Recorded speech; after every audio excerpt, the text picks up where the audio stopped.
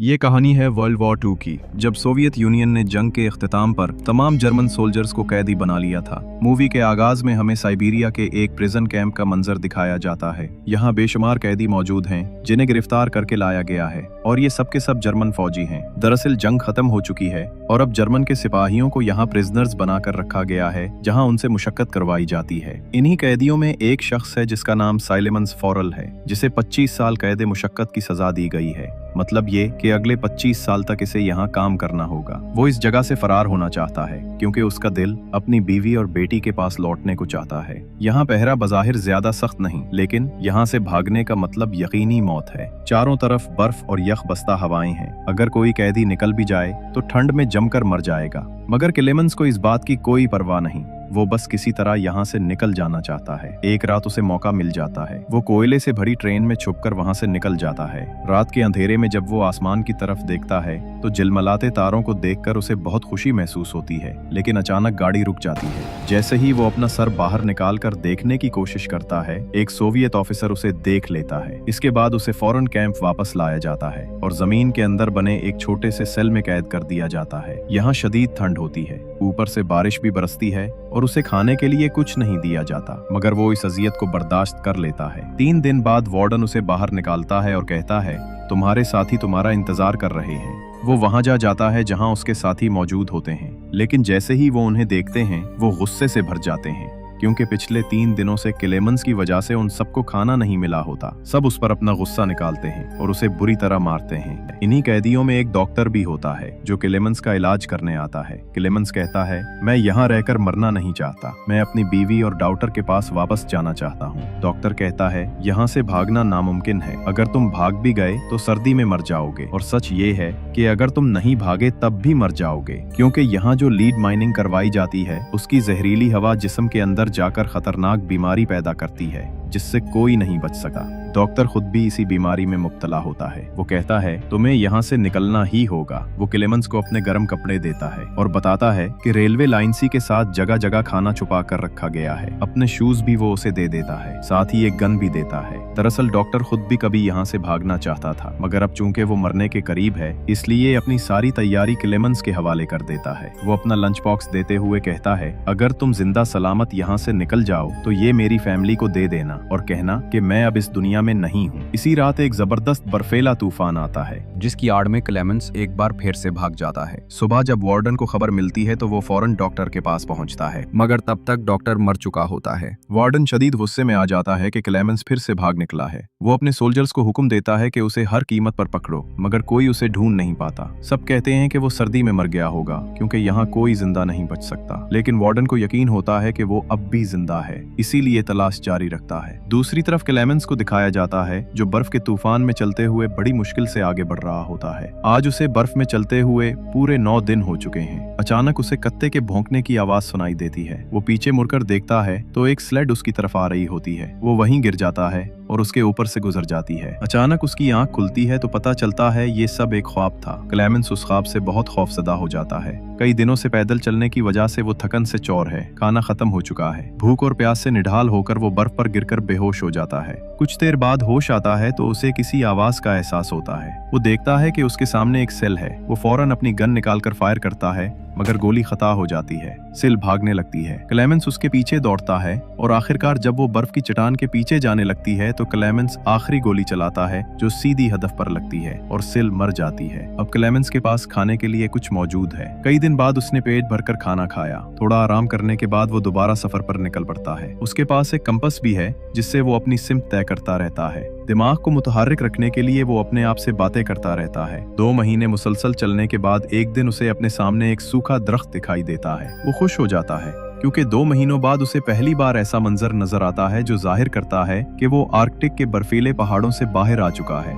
इधर दूसरी तरफ वार्डन को दिखाया जाता है जो अब भी क्लेमेंस को तलाश करना चाहता है। वो अपने सोल्जर से कहता है, 500 मीटर के दायरे में किसी भी कीमत पर उसे ढूंढ निकालो, मुझे यकीन है वो जिंदा है। क्लेमेंस अब एक जंगल तक पहुंच चुका है। वहाँ दरख्त खुश्क और नंगे हैं। अचानक एक और बर्फीला तूफान आता है जिससे दरख्त गिरने लगते हैं। उन्हीं में से एक दरख्त क्लेमेंस के ऊपर आ गिरता है, मगर उसकी किस्मत अच्छी थी। वहाँ 2 लोग मौजूद होते हैं जो सोना तलाश करने आए थे। वो दोनों क्लेमेंस की जान बचा लेते हैं। अब ये तीनों साथ सफर शुरू करते हैं। मौसम बदल चुका है, बर्फ पिघल चुकी है और दरियाओं का बहाव दोबारा तेज हो गया है। वो लकड़ी की राफ्ट बनाते हैं और उस पर बैठकर दरिया के रास्ते आगे बढ़ने लगते हैं, मगर अचानक पानी का बहाव तेज हो जाता है और उनमें से एक साथी नीचे गिर जाता है।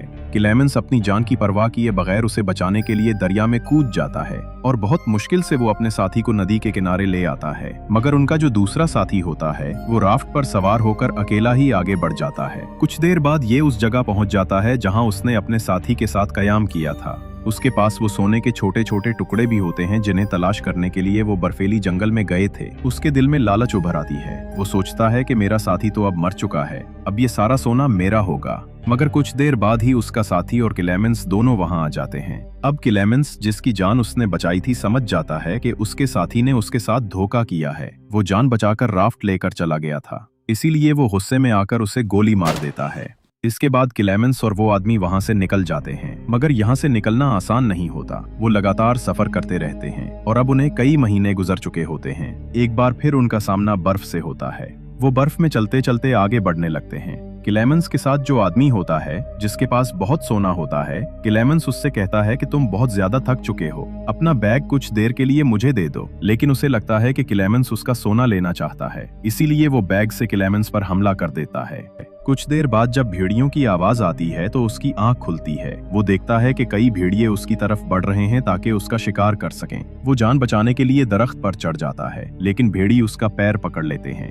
दरख्त बहुत पतला होता है जिसकी वजह से वो टूट जाता है, मगर उससे पहले कि भेड़ी उस पर झपटें, अचानक गोलियों की आवाज गूंजती है। असल में करीबी गांव के कुछ मकामी लोगों ने सारे भेड़ियों को मार डाला होता है। वो क्लेमेंस को बचा लेते हैं और उसे अपने गांव ले आते हैं। जब क्लेमेंस होश में आता है तो देखता है कि वो एक गांव में है। ये देखकर उसे खुशी होती है, मगर तभी सोवियत फौज की तरफ से एक पैगाम आता है कि एक जर्मन जासूस उनके कैंप से भाग गया है। अगर किसी ने उसे पनाह दी तो उसे कत्ल कर दिया जाएगा। ये सुनकर गांव वाले क्लेमेंस से कहते हैं कि तुम्हें यहाँ से जाना होगा क्योंकि तुम्हारी जान को खतरा है। वो उसे सफर के लिए खाना देते हैं और एक कुत्ता भी, ताकि सफर में उसका साथी बन सके। अब वो अपने कुत्ते के साथ तकरीबन 1 साल तक पैदल चलता रहता है। एक दिन वो उस जगह पहुंचता है जहां बहुत से मिल वर्कर काम कर रहे होते हैं। क्लेमेंस का कुत्ता उनके पास चला जाता है और क्लेमेंस उसे वापस लेने के लिए वहां जाता है। मिल के वर्कर क्लेमेंस को पहचान लेते हैं, इसलिए वो उसे अपने मालिक के पास ले जाते हैं। क्लेमेंस अपनी पूरी कहानी सुनाता है, जिसे सुनकर मालिक के दिल में उसके लिए रहम आ जाता है। इसीलिए वो क्लेमेंस को एक ट्रेन में बिठा देता है ताकि वो यहाँ से निकल सके। क्लेमेंस ये सोचकर खुश होता है कि अब वो जल्द अपनी फैमिली से वेस्ट जर्मनी में मिलेगा। मगर रास्ते में एक स्टेशन आता है जहाँ वो देखता है कि सोवियत के कई फौजी खड़े हैं। वो फौरन समझ जाता है कि मिल के मालिक और मजदूरों ने उसके साथ धोखा किया है। दरअसल उन्होंने पहले ही वार्डन को ट्रेन के बारे में खबर दे दी थी और वो स्टेशन पर उसका इंतजार कर रहा होता है। मगर उससे पहले कि वार्डन उसे पकड़ ले, क्लेमेंस अपने कुत्ते के साथ ट्रेन से उतरकर भाग निकलता है। सोवियत फौजी उसका पीछा करते हैं और क्लेमेंस के सामने अचानक वार्डन आ जाता है। वार्डन उसे गिरफ्तार करना चाहता है, मगर उससे पहले क्लेमेंस का कुत्ता वार्डन पर हमला कर देता है। इससे क्लेमेंस को भागने का मौका मिल जाता है। क्लेमेंस दौड़ता है, मगर पीछे से गोलियों की आवाज आती है। वो समझ जाता है कि उसका कुत्ता मारा गया है। क्लेमेंस को बेहद दुख होता है, मगर वो रुक नहीं सकता।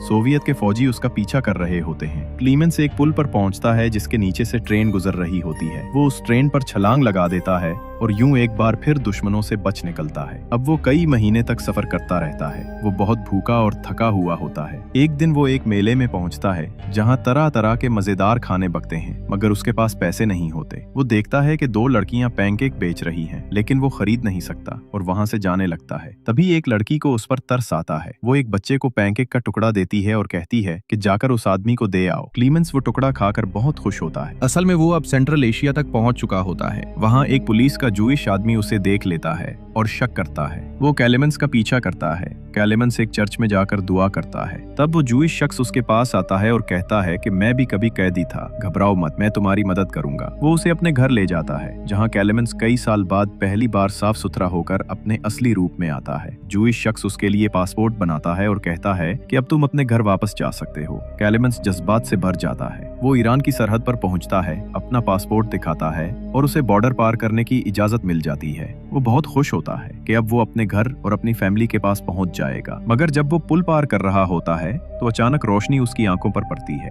और वो देखता है कि उसके सामने वार्डन खड़ा है। वो पीछे मुड़कर देखता है और उसे एहसास होता है कि वो अभी भी सोवियत की जमीन पर है, यानी वार्डन उसे गिरफ्तार कर सकता है। ये सोचकर वो टूट जाता है क्योंकि उसकी 7 साल की मेहनत बर्बाद हो गई। 7 साल पहले वो सोवियत की जेल से बेभागा था और आज जब वो अपने घर के करीब था तो वार्डन ने उसे पकड़ लिया। मगर तभी वार्डन रास्ते से हट जाता है। कैलेमन्स को यकीन नहीं होता। वो आहिस्ता आहिस्ता आगे बढ़ता है मगर वार्डन उसे नहीं रोकता। दरअसल कैलेमन्स के जिंदा रहने और घर वापस जाने के जज्बे ने वार्डन को मुतासर किया था, इसीलिए वो उसे गिरफ्तार नहीं करता। लेकिन वार्डन की भी जीत हो जाती है क्योंकि 7 साल पहले उसने कसम खाई थी कि वो कैलेमन्स को पकड़ेगा और आज उसने पकड़ लिया। इस तरह कैलेमन्स की भी जीत होती है क्योंकि उसे जाने दिया जाता है। इसके बाद कैलेमन्स वेस्ट जर्मनी पहुंच जाता है जहां उसका घर होता है। आज क्रिसमस का दिन है। वो देखता है कि उसकी बीवी और बेटी चर्च जा रही हैं। कैलेमन्स उनके पीछे पीछे चर्च पहुंचता है जहां उसकी बेटी उसे देख लेती है, अपने वालिद को पहचान लेती है और भागकर गले लग जाती है। इसी लम्हे कैलेमन्स कई साल बाद अपनी फैमिली से मिलता है